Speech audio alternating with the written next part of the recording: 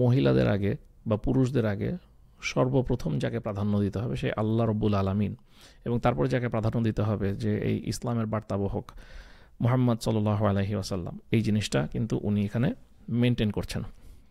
এটার পেছনে অনেক রকমের চক্রান্ত জড়িত, এবং এই সমস্ত চক্রান্তের উদ্দেশ্য কি? উদ্দেশ্য হচ্ছে মহিলাদের যে আত্মসম্মান বা মহিলাদের যে ইনহেরেন্ট যে ভ্যালিউস এবং প্রিন্সিপালস যেটা ইসলাম থেকে আসে, সেই জিনিসটাকে কোয়েশ্চেন করা। যেমন কি এখন আমরা একটা কথা অনেক শুনি, নারী কি সে আটকায়। হ্যাঁ, এগুলা হচ্ছে আননেসেসারি কনভারসেশন, যেগুলা করে মহিলাদেরকে কনফিউজ করে রাখা। তা আপনাকে যদি এগুলোর মধ্যে ব্যস্ত করে ফেলতে পারে, আপনি যদি এগুলোর পেছনে দৌড়ানো শুরু করেন, তাহলে কি হবে? আপনি কিন্তু ইসলামের যে মূল টিচিং সেখান থেকে আস্তে আস্তে দূরে সরে যাবেন, যেটা এখন আমরা অনেক জায়গায় দেখতে পাচ্ছি। যেমন অনেক এক্স মুসলিম প্রডিউস হচ্ছে এখন। তো দেখেন আজকাল এই যে মানবতার ফেরিওয়ালা একটা টপিক এখন খুব হট টপিক চলছে। এরা কি করছে যে বিভিন্ন রকমের মানবিক সিচুয়েশন ভাঙায় এরা নিজেদের জন্য একটা ব্যবসা করছে। বিসমিল্লাহ আলহামদুলিল্লাহ ওয়াসসালাতু ওয়াসসালামু আলা রসুলিল্লাহ। আজকের এই ভিডিওটাতে এবং এই ভিডিওর যে সিরিজটা আমি করব, সেখানে আমি আলোচনা করব কিছু বই নিয়ে, যেগুলো আজকালকার সিনারিওতে এবং এখনকার সামাজিক প্রেক্ষাপটে অত্যন্ত গুরুত্বপূর্ণ কিছু বই, যেটা আমাদেরকে সঠিক পথের সন্ধান দিবে। তো এরকম একটা বই আজকে আমি পেয়েছি, যে বইটার নাম হচ্ছে এই যে উইমেন ইন ইসলাম, এবং a discourse in rights and obligations, অর্থাৎ অধিকার এবং অধিকারের সাথে যে জিনিসটা আসে সেটা হলো দায়বদ্ধতা, সেগুলো নিয়ে আলোচনা। এবং বইটা লিখেছেন ফাতিমা ওমার নাসিফ। ভদ্র মহিলার একটা ছোট পরিচয় দিই। এখানে লেখা আছে বইয়ের শেষ অংশে যে উনি একজন accomplished and renowned scholar, speaker, academic, educationist and social worker in contemporary Saudi Arabia. উনি সৌদি আরবের একজন প্রথিতযশা লেখিকা, সেটা বলা হচ্ছে এখানে। তো এই বইটা পাবলিশ হয়েছে মিশরে, এবং বইটা পাবলিশ হয়েছে 1999 সালে, যেটা এখানে প্রেফেসের মধ্যে দেওয়া আছে হয়েছে। তো এখানে আমরা ভদ্রমহিলার পরিচয় পাচ্ছি যে উনি 1944 সালে জেদ্দায় জন্মগ্রহণ করেছেন। ওনার পড়াশোনা ছোটোবেলায় সৌদি আরবেই, এবং উনি যে স্কুলে পড়াশোনা করেছেন ওনার মা ওই স্কুলটা শুরু করেছিলেন, এবং উনি কিং সৌদ ইউনিভার্সিটি রিয়াদ থেকে ব্যাচেলার্স ডিগ্রি নিয়েছেন। তারপর উনি মাস্টার্স এবং ডক্টরাল ডিগ্রি নিয়েছেন কোরআন এবং সুন্নার উপরে, যেটা উম্মুল কোরা ইউনিভার্সিটি, যেটা মক্কাতে অবস্থিত, সেখান থেকে। তো আমি এই ভিডিওটায় কি করব, ভদ্রমহিলার যে ইন্ট্রোডাকশনটা সেটা আলোচনা করব, এবং ইন্ট্রোডাকশন থেকে আসলে আমাদের অনেক কিছু শেখার আছে, এই জিনিসটা আমরা বোঝার চেষ্টা করব। তো আমি আজকের বা এই ভিডিওটায় শুধুমাত্র এই প্রেফেস সেকশনটা নিয়ে আসলে আলোচনা করতে চাই, এবং আমি এখানে হাইলাইট করে রেখেছি যে সেকশনগুলো নিয়ে আমি কথা বলবো। শুরুতেই এখানে লেখিকা শুরু করছেন এভাবে যে সমস্ত প্রশংসা আল্লাহ রব্বুল আলামিনের, যিনি তার বাউন্টি অর্থাৎ বিভিন্ন রকমের সুবিধা বলতে পারি বা ব্লেসিং বলতে পারি, যেটা দিয়েছেন মহিলাদেরকে, এবং তাদেরকে মুক্ত করেছেন প্রি ইসলামিক পেগানিজম, অর্থাৎ ইসলাম আসার, অর্থাৎ রসুল সাল্লাল্লাহু আলাইহি ওয়াসাল্লাম ইসলাম নিয়ে আসার আগে মহিলাদের উপরে যে পরিমাণে ওই সময়কার মূর্তি পূজক একটা সমাজ ছিল, এবং সেই সমাজে মহিলাদের উপরে যে পরিমাণে জাহিলি অত্যাচার করা হতো, সেখান থেকে আল্লাহ রব্বুল আলামিন মহিলাদেরকে মুক্তি দিয়েছেন। এই জন্য উনি আল্লাহর কাছে প্রশংসা জ্ঞাপন করছেন, এবং বলছেন যে আল্লাহ মহিলাদেরকে বিভিন্নভাবে সম্মানিত করেছেন, যাদেরকে কিসের মাধ্যমে? তাদেরকে সত্য দেওয়ার মাধ্যমে, অর্থাৎ ইসলাম দেওয়ার মাধ্যমে। তারপর তিনি আল্লাহর কোরআন থেকে একটা আয়াত বলছেন যে ও ম্যানকাইন্ড, হে মানব জাতি, তোমরা তোমাদের রবের প্রতি দায়িত্বশীল হও, যিনি তোমাদের সৃষ্টি করেছেন একজন মানুষ থেকে, অর্থাৎ আদম আলাইহিসসালাম থেকে, এবং সেখান থেকে সৃষ্টি করেছেন তার স্ত্রী অর্থাৎ হাওয়া আলাইহিসসালাম থেকে, এবং তাদের দুজন থেকে সৃষ্টি করেছেন প্রচুর পরিমাণে নরনারী। এরপরে লেখিকা বলছেন যে প্রশংসা জ্ঞাপন করছি রসুল সাল্লাল্লাহু আলাইহি ওয়াসাল্লামের উপরে, যিনি মানব জাতির মধ্যে সর্বোত্তম মানুষ, এবং যিনি মহিলাদের যে ডিগনিটি অর্থাৎ তাদের যে আত্মসম্মান সেটাকে উনি এস্টাবলিশ করেছেন কি বলে, যে মেয়েরা হচ্ছে পুরুষদের অংশীদার, women are partners of men. এ কথা বলার পরে লেখিকা তার মোটিভেশনটা দিচ্ছেন যে কেন তিনি এই টপিকের উপরে, অর্থাৎ এই উইমেন ইন ইসলাম, এই টপিকের উনি বইটা কেন লিখেছেন। এবং সেখানে উনি বলছেন যে first it was my desire to choose a subject relating to the Quran and the Sunnah of the prophet Muhammad সাল্লাল্লাহু আলাইহি ওয়াসাল্লাম in order to seek আল্লাহস pleasure. অর্থাৎ উনি আল্লাহর সন্তুষ্টি অর্জনের উদ্দেশ্যে এমন একটা সাবজেক্ট নিয়ে লিখছেন যেটা কিনা কোরআন এবং সুন্নাহর সাথে সামঞ্জস্য রাখে, এবং এটা করলে আল্লাহর সন্তুষ্টি অর্জন করা সম্ভব হবে। তো এখান থেকে আদবের বিষয়ে একটা জিনিস আছে। আমরা যখন কোনো কিছু করি, আমরা বই লিখি বা কোনো একটা টিভি শো করি, যাই করি না কেন, সেখানে কিন্তু সবসময় আমাদের প্রথম মুসলিম হিসাবে আমাদের প্রথম কাজ হওয়া উচিত সৃষ্টিকর্তার প্রতি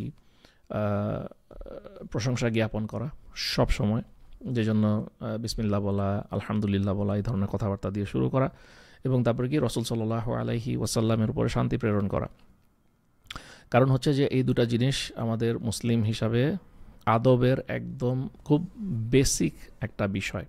তো এইটা আমরা এখান থেকে শিখছি যে একজন ভদ্রমহিলা উনি বই লিখছেন মহিলাদের মহিলাদের অধিকার এবং তাদের যে দায় দায়িত্ব সেগুলো নিয়ে বই লিখছেন, কিন্তু সেই বই লেখার সময় উনি মহিলাদের আগে বা পুরুষদের আগে সর্বপ্রথম যাকে প্রাধান্য দিতে হবে সে আল্লাহ রব্বুল আলামিন, এবং তারপরে যাকে প্রাধান্য দিতে হবে যে এই ইসলামের বার্তাবহক মুহাম্মদ সাল্লাল্লাহু আলাইহি ওয়াসাল্লাম, এই জিনিসটা কিন্তু উনি এখানে মেনটেন করছেন। তো প্রথম উনি বললেন যে ওনার বইটা লেখার পেছনে মোটিভেশনটা কি? মোটিভেশন হচ্ছে এমন একটা সাবজেক্ট নিয়ে কথা বলা যেটা কিনা কোরআন এবং সুন্নাহর সাথে খুব কাছাকাছি, এবং কি যেটা করলে আল্লাহর সন্তুষ্টি পাওয়া যাবে। ওনার সেকেন্ড মোটিভেশনটা কি? ওনার সেকেন্ড মোটিভেশন হচ্ছে যে ইট ইজ আ সাবজেক্ট যেটা নিয়ে কথা বলতে হবে, কারণ কি মহিলারা হচ্ছে সমাজের অর্ধেক, মানে আমরা নাম্বারে বলি বা অলমোস্ট আমরা বলতে পারি যে 50-50 পপুলেশনে। সো মহিলারা কি করে? মহিলারা পুরুষদের সাথে কিন্তু এই সমাজকে তৈরি করার এবং মেনটেন করার যে বার্ডেন, যে দায়বদ্ধতা, সেটার মধ্যে কিন্তু মহিলাদেরও দায়বদ্ধতা আছে। তো সেখান থেকে তিনি ফিল করছেন যে এই দায়বদ্ধতাটাকে ক্লিয়ার করে মহিলাদের জন্য এখানে কী কী রকমের দায়বদ্ধতা আছে এই জিনিসটা নিয়ে কথা বলা উচিত। তারপরে তিনি বলছেন যে this is the subject of the hour, অর্থাৎ এটা এখন উনি বইটা কিন্তু লিখেছেন 1999 সালে, খেয়াল করেন, বা ওই বইটা পাবলিশ হয়েছে 1999 সালে। হ্যাঁ, তাহলে দেখেন যে ওই সময় উনি বলছেন বইটার বিষয়ে যে এটা হচ্ছে সাবজেক্ট অফ দি আওয়ার। তা আজ থেকে এত বছর আগে উনি বইটা লিখে ফিল করছেন যেটা সাবজেক্ট অফ দি আওয়ার। তো আজকের সিচুয়েশনে কিন্তু এটা আরও অনেক বেশি প্রকট। এবং কেন এটা সাবজেক্ট অফ দি আওয়ার? কারণ মুসলিম মহিলাদেরকে বিভিন্নভাবে বিভিন্ন কন্ট্রোভার্সিয়াল ইন্টেলেকচুয়াল মুভমেন্টের মধ্যে ফেলা হচ্ছে। এটার পেছনে অনেক রকমের চক্রান্ত জড়িত, এবং এই সমস্ত চক্রান্তের উদ্দেশ্য কি? উদ্দেশ্য হচ্ছে মহিলাদের যে আত্মসম্মান বা মহিলাদের যে ইনহেরেন্ট যে ভ্যালিউস এবং প্রিন্সিপালস যেটা ইসলাম থেকে আসে, সেই জিনিসটাকে কোয়েশ্চেন করা, এবং তাদের যে অধিকার আছে, তাদের যে দায়বদ্ধতা আছে, দুটাকেই কোয়েশ্চেন করা। অর্থাৎ আপনাকে বিভিন্নভাবে বিভিন্ন কথা বলে মার প্যাচে ফেলে দিয়ে এমনভাবে কনফিউজ করে দেয়া যাতে করে আপনি আপনার সঠিক অব্লিগেশনটা বুঝতে না পারেন, এবং এতে করে কি হবে? আপনি কিন্তু আল্লাহর দেওয়া সঠিক পথ থেকে বা সরল পথ থেকে দূরে সরে যাবেন। যেমন কি এখন আমরা একটা কথা অনেক শুনি, নারী কি সে আটকায়। হ্যাঁ, এগুলো হচ্ছে আননেসেসারি কনভারসেশন, যেগুলা করে মহিলাদেরকে কনফিউজ করে রাখা, কমপ্লিটলি আনরিজনেবল কথাবার্তা বলা, এবং তাদেরকে বিভিন্নভাবে বিভিন্ন ভুলভাল পথে নিয়ে যাওয়া, যেটাকে আমরা বলতে পারি যে এটা এক ধরনের রেড হেরিং ট্যাকটিক। তো আপনাকে যদি এগুলোর মধ্যে ব্যস্ত করে ফেলতে পারে, আপনি যদি এগুলোর পেছনে দৌড়ানো শুরু করেন, তাহলে কি হবে? আপনি কিন্তু ইসলামের যে মূল টিচিং সেখান থেকে আস্তে আস্তে দূরে সরে যাবেন, যেটা এখন আমরা অনেক জায়গায় দেখতে পাচ্ছি, যেমন অনেক এক্স মুসলিম প্রডিউস হচ্ছে এখন এসবের কারণে। তো ভদ্রমহিলা ওই সময় বলছেন যে মহিলাদেরকে বিভিন্নভাবে মিসগাইড করা হচ্ছে, যেমন first wave feminism, second wave feminism, third wave feminism, এগুলোর কারণে কিন্তু মহিলাদের যার পর নাই ক্ষতি হয়েছে। তো সেগুলোর বিষয়েও কিন্তু সচেতন হতে হবে, এই জন্য উনি বলছেন। তো উনি বলছেন যে আই ওয়ান্ট টু রিঅ্যাসিওর উইমেন, আমি মহিলাদেরকে নিশ্চয়তা দিতে চাই, ইউজিং কোরআনিক রেফারেন্সেস, অর্থাৎ কোরআন থেকে এবং ইসলাম থেকে, কোরআন থেকে উদ্ধৃতি দিয়ে এবং সুন্নাহ থেকে উদ্ধৃতি দিয়ে বলতে চাই, এবং ক্লিয়ার আর্গুমেন্টেশন ইউজ করতে চাই। অর্থাৎ শুধুমাত্র কোরআন এবং সুন্নাহ থেকে বলছি না, ইতিহাস থেকে উনি বিভিন্ন রকমের এক্সাম্পল দিবেন যে কেন ইসলাম হচ্ছে একমাত্র ধর্ম যেখানে কিনা মহিলাদের যে ওয়েলবিং, মহিলাদের যে ডিগনিটি এবং তাদের যে চারিত্রিক বৈশিষ্ট্যগুলা এবং তাদেরকে যেভাবে সম্মান দিতে হবে সেটা সম্পূর্ণরূপে প্রতিষ্ঠা করে একমাত্র ইসলাম ধর্ম। অন্য কোনো সেলেস্টিয়াল রিলিজিয়ন অর্থাৎ অন্য কোনো আপনি আসমানি ধর্ম বলতে পারেন অথবা পজিটিভ সেকুলার রিলিজিয়ন বলতে পারেন, অর্থাৎ কি আপনি যে কোনো ইহুদি ধর্ম বলেন, খ্রিস্টান ধর্ম বলেন, বা সেকুলার লেজিসলেশন অর্থাৎ এখন যে সমস্ত দেশে সেকুলারিজম, আজকাল এটা খুব হট ওয়ার্ড সেকুলারিজম, বুঝে না বুঝেই আমরা করি। তো এগুলা হলো কি যে সেকুলারিজম, এগুলা দিয়ে কি হচ্ছে, এগুলা দিয়ে বিভিন্নভাবে আপনাকে মিসগাইড করা হচ্ছে। এগুলাতে কোনোটাতেই প্রপার গাইডেন্স আপনার নাই এবং আপনি একটু ইনডেপথ এগুলো নিয়ে পড়াশোনা করলেই আসলে হাজারটা এক্সাম্পল পাওয়া সম্ভব। শুধুমাত্র ইসলামই আপনাকে সঠিক পথে চলার সম্পূর্ণ যে পথের যে দিশা বা পথের যে গাইডেন্স পুরোটা আপনাকে দিয়ে দিয়েছে, সেটা উনি বলছেন। তারপরে উনি আরেকটা জিনিস বলছেন যেটা এখন খুবই ইম্পর্টেন্ট, সেটা হচ্ছে এবং এখনকার দিনে খুবই ইম্পর্টেন্ট, সেটা কি যে মহিলারা প্রায়ই তাদের অধিকার নিয়ে কথা বলে যে এইটা আমার দাবি, এইটা আমার অধিকার, আমি এটা প্রাপ্য আমার, কিন্তু তারা তাদের অব্লিগেশন নিয়ে কথা বলে না। অনেক ক্ষেত্রে আমরা বলতে পারি যে তারা ইন্টেনশনালি অব্লিগেশন নিয়ে কথা বলাটা অ্যাভয়েড করে যায়, অর্থাৎ তাদের কিন্তু দায়বদ্ধতা আছে। আপনি শুধু অধিকার পাবেন আর আপনার কোনো অধিকার অন্য কারোটা আদায় করতে হবে না, বিষয়টা কিন্তু এমন না। তো একজন মহিলার যেমন অধিকার প্রাপ্য আছে, ওনার থেকেও কিন্তু অন্যদের অধিকার প্রাপ্য আছে, এই কথাটা আমরা বলতে চাই না। তো এই জন্য লেখিকা বলছেন যে I have not yet come across a book, আমি এমন কোনো বইয়ে এখন পর্যন্ত পাইনি যেটার মধ্যে রাইটস এবং অব্লিগেশন দুটো নিয়েই কথা বলা হয়েছে। তো বেশিরভাগ বইতে কি করা হয়, রাইটস নিয়ে কথা বলা হয় কিন্তু অব্লিগেশন নিয়ে কথা বলা হয় না। সো বুঝতে পারছেন যে এখানেও কিন্তু একটা দুরভিসন্ধিমূলক বিষয় আছে, সেটা হচ্ছে যে আপনাকে আপনার অধিকার নিয়ে কথা বলে আপনার মাইন্ডসেটটাকে ওই দিকে ফোকাস করে দেওয়া, যাতে করে আপনি আপনার অব্লিগেশনটা আদায়ের পেছনে সময় কম দেন। এটার পেছনে অবজেক্টিভটা এরকম হচ্ছে যে একটা মহিলাকে যদি, এবং একটা জিনিস আমরা এখানে খেয়াল করি, একটা সমাজের ফান্ডামেন্টাল বিল্ডিং ব্লক কিন্তু ফ্যামিলি, অর্থাৎ যে কোনো সমাজ শুরু হয় হচ্ছে একটা পরিবার থেকে, তারপরে সেটা কিন্তু গ্র্যাজুয়ালি পরিবারের বাইরে আরেকটা পরিবার, অনেকগুলো পরিবার হতে হতে হতে হতে সবাই মিলে সমষ্টিবদ্ধভাবে কিন্তু সমাজটা হয়। এখন যদি আমি ওই ফান্ডামেন্টাল বিল্ডিং ব্লকটাকে ধসায় দিতে পারি, তাহলে কিন্তু পুরো সমাজটা ধসে যাবে। এইসব কথা বলার পরে ভদ্রমহিলা বলছেন যে বইটাকে উনি 3 ভাগে ভাগ করেছেন। তার মধ্যে প্রথম হচ্ছে যে হিস্টোরিক্যাল ব্যাকড্রপ, অর্থাৎ ঐতিহাসিক বিভিন্ন রকমের এক্সাম্পল নিয়ে উনি কথা বলবেন, যেটা ইসলাম পূর্বের সময়ের বিভিন্ন রকমের কথা। তারপরে তিনি দ্বিতীয় পার্টে কথা বলবেন মহিলাদের রাইটস নিয়ে, অর্থাৎ তাদের অধিকার নিয়ে, এবং তৃতীয় পার্টে তিনি কথা বলবেন মহিলাদের অব্লিগেশন নিয়ে। তো আমি এরপরে আরও কয়েকটা ভিডিও বানাবো, কারণ এই বইটা খুবই ইম্পর্টেন্ট, এবং আমি এই বইটার প্রত্যেকটা চ্যাপ্টারের বা প্রত্যেকটা পার্টের বিভিন্ন রকমের সামারি করে আপনাদের সামনে এই ভিডিওতে তুলে নিয়ে আসবো ইনশাআল্লাহ, যদি আল্লাহ রাব্বুল আলামিন ক্ষমতা দেন। তা এখানে প্রেফেসের শেষ অংশে আমি আসছি, যে ভদ্রমহিলা ওনার প্রেফেস অর্থাৎ ইন্ট্রোডাকশনটাকে উনি কিভাবে শেষ করছেন। উনি বলছেন যে আমার ইচ্ছা ছিল, আমার এই বইটা লেখার পেছনে আমার একমাত্র ইচ্ছা হচ্ছে ইসলামিক স্টাডিজে কোনো কন্ট্রিবিউশন আমি করতে পারছি কি না। আমি আশা করছি যে এতে করে কি হবে, এতে করে যে পারপাসে আমি লিখেছি, অর্থাৎ মহিলাদেরকে আরও বেশি অ্যালার্ট করা এবং তাদেরকে আরও বেশি অ্যাওয়্যার করা, সেটা অ্যাচিভ করা হবে।